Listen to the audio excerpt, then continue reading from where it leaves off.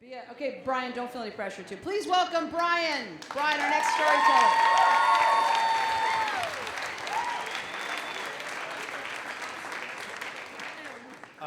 So one night during the tail end of my senior year of high school, someone snuck into my school, climbed on top of the media center, and hung this giant banner.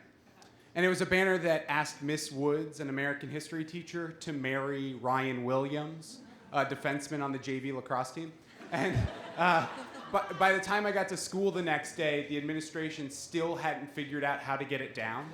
And I had senioritis on this epic scale, so I wasn't even getting to school till after lunch. But people were still talking about this banner. And I had to go out and see it, and I looked, and I was like, yeah, it's pretty high up there. And then I went to English class, and within 5 minutes, I got called down to the office. So I go down there, and the principal, Mr. Abney, is waiting for me, and he tells me that when I went out to see the banner, no less than 6 teachers called to say that I had returned to the scene of the crime. Which, I wasn't surprised. I knew why I'd been called down to the office. But 6 teachers? That's crazy. And honestly, I didn't even do it. So I said to Mr. Abney, why would I go look at this banner if I'd made it myself? And he said to me, he really said this, he said, "You're like one of those arsonists who go and masturbate at the scene of the crime."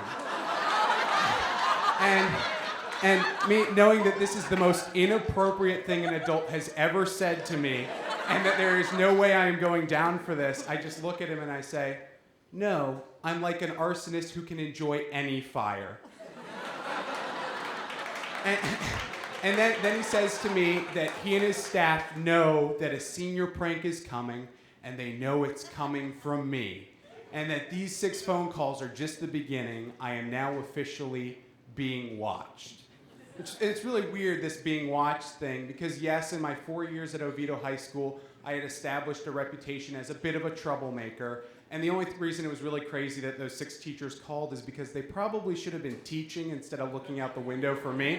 But a senior prank takes a certain amount of school spirit and class pride, and quite frankly, I hated my school, and I hated my class, and I wasn't spending any time planning a senior prank. I was spending my time counting down the days until I wouldn't see any of them ever again.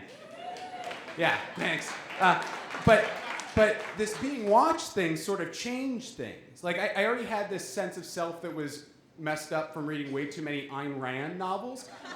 So now I felt like I was being challenged. And I convinced myself that a senior prank wouldn't be about me celebrating my class. It would be about my class celebrating me. And so the sort of the gold standard at Oviedo High School for senior pranks happened a couple years before I was a freshman.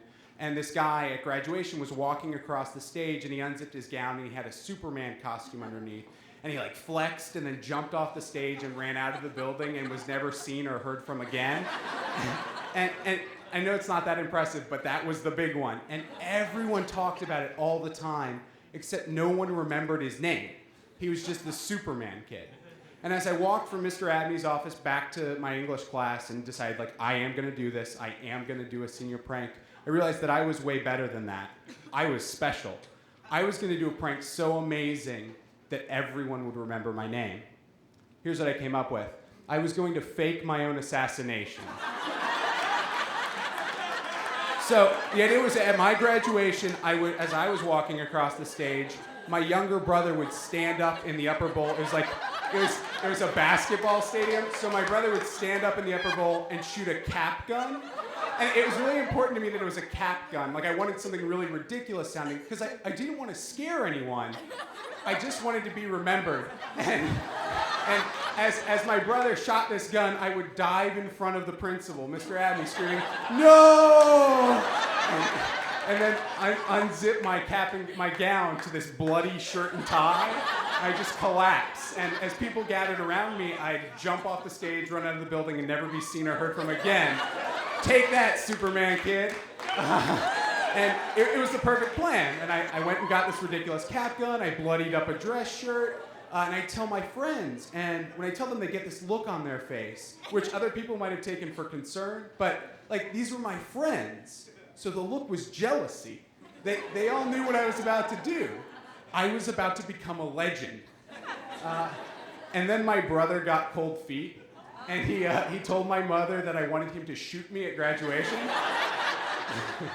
And so my mother sat me down at the kitchen table, and she put an iPod on the table. And now, I graduated in 2003, so an iPod wasn't what an iPod is now.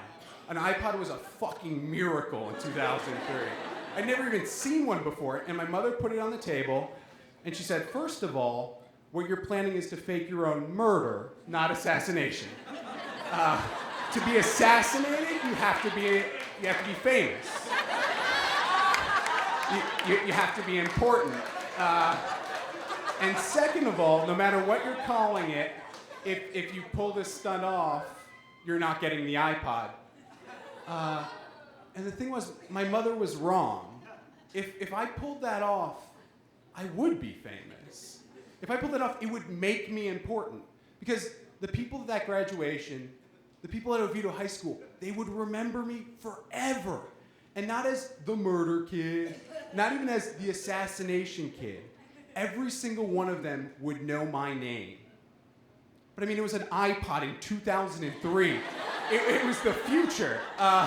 And at some point, going down in history just wasn't worth giving up my future. Thanks, guys.